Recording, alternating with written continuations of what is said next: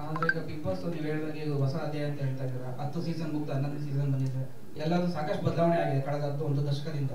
ಆದ್ರೆ ಈ contestant winner ಆಗೋರಿಗೆ 50 lakh amount ಮಾತ್ರ ಯಾಕೆ ಫಿಕ್ಸ್ ಮಾಡಿದ್ರೆ? ಅದು ಏನು ಜಾಸ್ತಿ ಆಗಲ್ಲ, ಹೈಕ್ ಆಗಲ್ಲ? ಅಲ್ಲಿ ಪಕ್ಕದಲ್ಲಿ ಕೂತಿರೋ ಶಾರದಾ ಅವರು ನನ್ನ ಜೇಬಿಗೆ ಕೈ ಹಾಕಿದ್ದಾರೆ, ನಿಮಗೆಷ್ಟು ನಿಮಗೆಷ್ಟು ನಿಮಗೆಷ್ಟು.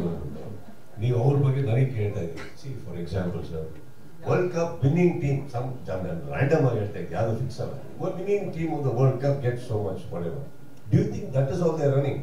ಇಲ್ಲ ಸರ್, ಈಗ ಬೇರೆ ಸಿಗ್ತಾರೆ ಮತ್ತೆ they are running every day of their life. Bigg Boss ಹೊರಗಡೆ ಇರ್ಬೇಕಾದ್ರೆ ಎವ್ರಿಬಡಿ ಈಸ್ ರನ್ನಿಂಗ್.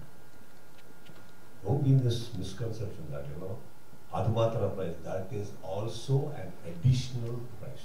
ಅದು ಗೊತ್ತು ಸರ್, ಅಂದ್ರೆ ಬೇರೆ ಈಗ ಆಲ್ರೆಡಿ ಯಾಕೆ 823 ಈಗ ನೆಕ್ಸ್ಟ್ 50 ಲಕ್ಷ ಯಾಕೆ ಅಂತ ಇವ್ರು ಇನ್ನೊಂದು ಯಾವ್ದು ತರೋದು, ಈ ಕಡೆಯಿಂದ ಬದುಕಾಗಳು ಬರೋದು ನಮಗೆ ಯಾಕೆ ಬೇಕು ಹೇಳಿ? Last question. Correct. But one thing sir, nobody is going home unhappy.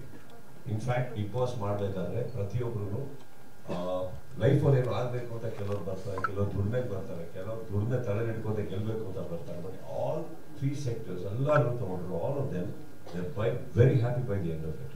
Trust me.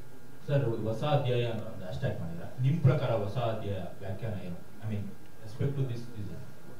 So I think the way team ಪ್ರತಿ ಸಲ they surprise you, just like that ನನ್ನನ್ನು ಸರ್ಪ್ರೈಸ್ ಮಾಡ್ತಾರೆ ಅವರು.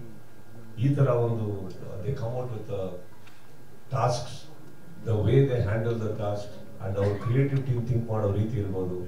ಇವಾಗ ಹೊಸ ಅಧ್ಯಾಯ ಅಂತ ಏನಾಗಿದೆ ಅಂದ್ರೆ, ನೀವು ಹ್ಯಾಪಿ ಅಂತ ಬಂದಾಗ ಇವ್ರು ಆಕ್ಚುಲಿ ನೀವು ಹೇಳಿದ್ರಿ ಲಾಸ್ಟ್ ಇಯರ್ ತುಂಬಾ ಕ್ಲಾಸ್ ತಗೊಂಡೆ ಅಂತ ಮೇಡಮ್ ಹೇಳಿದ್ರು. ಆಕ್ಚುಲಿ ಲಾಸ್ಟ್ ಇಯರ್ ನಾನು ಜಾಸ್ತಿ ಕ್ಲಾಸ್ ತಗೊಂಡಿಲ್ಲ ಯಾರಿಗೂ. ತುಕಾಲಿಗೆ ಮಾತ್ರ ಒಂದು ಸ್ವಲ್ಪ ಮಾತಾಡಿದ್ದೆ, ಬಿಟ್ರೆ ಯಾರಿಗೂ ಇಲ್ಲ ಅಂತ ನನ್ನ ಪ್ರಕಾರ. ಒಂದ್ಸತಿ ಅವ್ರು ಯಾರು ರೆಡಿ ಇಲ್ಲ ಅಂತ ಒಂಚೂರು ಬಂದಿತ್ತು. But no, actually no, last year was a very happy season.